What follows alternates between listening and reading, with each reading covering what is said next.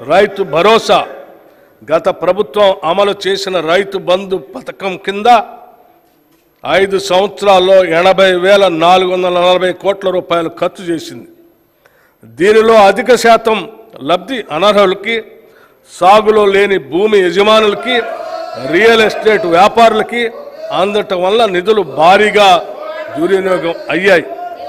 గత ప్రభుత్వం చేసిన ఈ నిర్వాహకం వల్ల ప్రభుత్వ సొమ్ము నిరుపయోగమైంది. గత ప్రభుత్వం వారు రూపొందించుకున్న నియమ నిబంధనలను వారే తుంగలో తొక్కారు.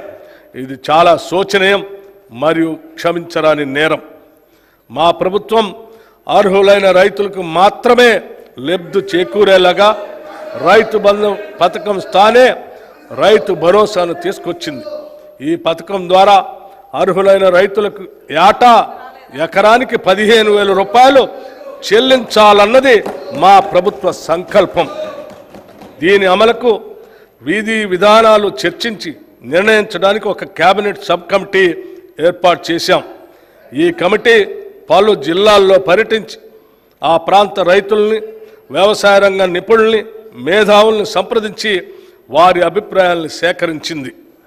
ప్రజాభిప్రాయాలన్నింటినీ క్రోడీకరించి వాటిని గౌరవ సభలో ఉంచి చర్చించి గౌరవ శాసనసభ్యులు అందరి అభిప్రాయాన్ని తీసుకొని అమలు చేయాల్సిన విధి విధానాలపై తగిన నిర్ణయం తీసుకుంటాం.